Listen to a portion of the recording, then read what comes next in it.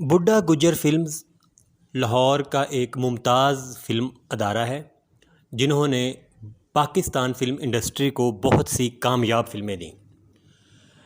95 में हदायतकार मसूद बट ने इस फैमिली की 2 फ़िल्में साइन की पंजाबी ज़ुबान में। एक फ़िल्म का नाम था सखी बादशाह, जिसके प्रोड्यूसर हाजी चौधरी मराजदीन थे, और दूसरी फ़िल्म हाजी चौधरी मराजदीन के बहनोई हाजी फ़कीर मोहम्मद की फ़िल्म थी बेकाबू, वो साइन की। बेकाबू बाद में उर्दू ज़बान में तैयार की गई थी, लेकिन बहुत कम लोग ये जानते हैं कि जब फ़िल्म बेकाबू का पेपर वर्क शुरू हुआ था तो ये फ़िल्म पंजाबी ज़ुबान में बनाई जानी थी और इस फ़िल्म के हीरो भी सुल्तान राही थे। दूसरी तरफ इसी फैमिली की फ़िल्म जो मसूद बट ने साइन की वो सखी बादशाह थी, जिसकी कहानी जब नासिर अदीब साहब ने लिखी तो मसूद बट साहब ने इस कहानी को रिफ्यूज़ कर दिया था। उनका मौक़िफ़ ये था कि ईद पर लगाने के लिए इस फ़िल्म की कहानी भी वैसी ही है जैसी ईद की दूसरी फ़िल्मों की है, जैसे कि अक्कू 10 नंबरी, गुंडागर्दी, उन फ़िल्मों की कहानी भी ऐसी बदमाशी के ही मौजू पे थी। तो सखी बादशाह की कहानी भी इब्तदाई तौर पर एक फार्मूला कहानी थी, लेकिन मसूद बट ने यह कहकर इनकार कर दिया था कि मैं ये फ़िल्म नहीं बनाऊंगा, कि ये कहानी जो है वो बिल्कुल ही मुझे अच्छी नहीं लगती। नासिर अदीब मसूद बट को लेकर फ़िल्म साज़ के पास चले गए कि मसूद बट ने फ़िल्म से इनकार कर दिया है। अब हाजी चौधरी मराजदीन साहब की शख्सियत का एक दबदबा था, एक रोब था, एक उनकी एक लाइफ है, एक लाइफ स्टाइल है। तो उन्होंने जब बरहम होकर मसूद बट से पूछा कि तुम ये फ़िल्म क्यों नहीं करना चाहते, तो मसूद बट साहब ने कहा कि अगर नासिर अदीब इस फ़िल्म की कहानी बदल दें तो फिर मैं ये फ़िल्म करने के लिए तैयार हूँ। नासिर अदीब साहब ने इस फ़िल्म की कहानी तब्दील की, फ़िल्म को एक ऐसे किरदार में डाला जो पाकिस्तान से इंडिया चला जाता है और फिर 20 साल बाद पाकिस्तान वापस आता है, तो उस पर इंडियन जासूस का इल्ज़ाम लगता है और फिर उसके पीछे इंडिया से ही एक लड़की उसकी मोहब्बत में गिरफ़्तार होकर पाकिस्तान उसके पीछे पहुंचती है।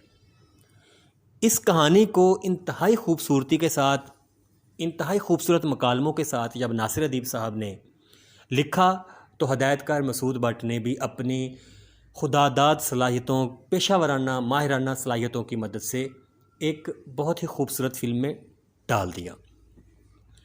लेकिन जब जनवरी 96 में सुल्तान राही साहब का कत्ल हो गया, वो शहीद हुए, तो प्रोड्यूसर का फ़ोन आया मसूद बट साहब को कि हम तो बर्बाद हो गए हैं, हमारी तो 85% फ़िल्म जो है वो कंप्लीट है, 15% 20% तो फ़िल्म अभी रहती है। तो मसूद बट साहब ने उनसे कहा था कि आप इस बात को बिल्कुल ना दोहराएं, आप खामोश रहें और सबको यही बताएं कि हमारी फ़िल्म मुकम्मल है, इस फ़िल्म को मुकम्मल करना मेरा काम है। उसके बाद सुल्तान राही के डुप्लिकेट मीरन लोधी से कुछ सीन जो है वो करवाए गए। फ़िल्म की जो डबिंग थी उसके लिए एक पठान लड़का मसूद बट के एसोसिएट मकसूद भट्टी साहब उसको लेके आए, जिसने हैरत अंगेज़ तौर पर मुकम्मल तौर पर सुल्तान राही की आवाज़ में डबिंग करवाई और उनकी आवाज़ सुन के सुल्तान राही का ही गुमा होने लगा। इसीलिए तो इजहार काजी की आंखों में आंसू आ गए थे डबिंग के दौरान। उन्हें लग रहा था जैसे मेरे साथ सुल्तान राही बोल रहा है, और उन्होंने इस पठान लड़के को काफ़ी इनामों कराम से भी नवाजा था। सखी बादशाह जो है वो सुल्तान राही की इस तरह मुकम्मल आखिरी फ़िल्म कहलाई जा सकती है कि 80% फ़िल्म सुल्तान राही ख़ुद कर चुके थे। सिर्फ़ 15% जो है वो, जिसमें इंटरवल का शॉट भी था, जिसमें कुछ जो है वो और शॉट थे, लेकिन खुशकिस्मती से फ़िल्म का जो वाइंड अप था, जो क्लाइमेक्स था, वो पिक्चराइज़ हो चुका था। ये भी शायद कोई खुदा की करनी थी कि क्यों सुल्तान राही के जहन में ये आया कि उन्होंने एक दिन हदायतकार मसूद बट से ख़ुद ही ये कहा कि मैं इस फ़िल्म का वाइंड अप पहले पिक्चराइज़ करवाना चाहता हूँ ताकि कोई बाद में हमें मसला ना बने। इसी तरह फ़िल्म के इख्तिताम पर जो गुंबद दिखाया गया है, तो सुल्तान राही ने ख़ुद मसूद बट से कहा था कि जब मैं मर जाऊँ फ़िल्म में तो इस गुंबद को जो है वो जूम में लाना कि ऐसा महसूस हो कि मैं यहाँ पे मदफून हूँ। ये शायद सुल्तान राही साहब के दिमाग में क्या चल रहा था कि हर काम वो है वो इस फ़िल्म से मुतल्लक, सखी बादशाह से मुतल्लक जल्दी जल्दी निपटा रहे थे। दूसरी तरफ ये भी एक हकीकत है कि बेकाबू इसी फैमिली की फ़िल्म थी मराजुद्दीन साहब के बहनोई हाजी फ़कीर मोहम्मद की, जो पाक निशान फ़िल्म्स के नाम से इदारा जो अदारे के नाम से फ़िल्में बनाते हैं। सुल्तान राही साहब अपने बालों को और काला करके और बड़े बन संवर के एक रात सूदी भट्ट साहब जो हदायतकार मसूद भट्ट के साथ ऐसे लिपटते हैं और कहते हैं कि क्यों खामोश खामोश फिर रहे हो। तो उन्होंने कहा जी कि सखी बादशाह हमारी तकरीबन मुकम्मल है, बेकाबू के लिए अब आप प्लीज़ जो है वो वक्त निकालें ताकि उसको भी जो है वो जल्द से जल्द फ्लोर पे ले जाया जा सके। तो सुल्तान राही ने आगे से जवाब दिया था कि मैं बस कल इस्लामाबाद जा रहा हूँ, जब मैं वापस आऊँगा तो एक ही स्पेल में हम जो है वो बेकाबू मुकम्मल कर लेंगे। लेकिन फिर वो सुल्तान राही इस्लामाबाद गए और वापस नहीं आए।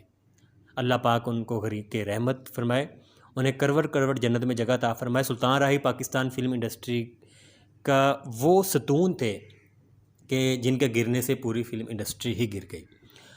तो बेकाबू की बात हो रही थी, तो बेकाबू को फिर बाद में उर्दू में बनाया गया, कहानी तब्दील की गई, बाबर अली कास्ट हुए, फ़िल्म का टोटल मिजाज ही जो है वो बदल गया और सखी बादशाह और बेकाबू दोनों फ़िल्मों ने ज़बरदस्त कामयाबी हासिल की। सुल्तान राही की डेथ के तकरीबन कोई 1.5 माह बाद जब ये फ़िल्म सखी बादशाह रिलीज़ हुई तो इस फ़िल्म ने बेपनाह रश लिया। इस फ़िल्म के साथ लव 95 भी रिलीज़ हो रही थी। इस फ़िल्म के साथ जो है वो गुंडागर्दी, अक्कू 10 नंबरी ये भी रिलीज़ हो रही थी। लेकिन फ़िल्म बिनों की पहली चॉइस शबस्तान सिनेमा थी, जहाँ पे सखी बादशाह अपनी पूरी आन बान शान के साथ रिलीज़ हुई और सुल्तान राही की आखिरी फ़िल्मों में शामिल है, उन फ़िल्मों में शामिल है जिन्होंने सुल्तान राही की डेथ के बाद भी रिलीज़ होकर सुपर हिट कामयाबी हासिल की।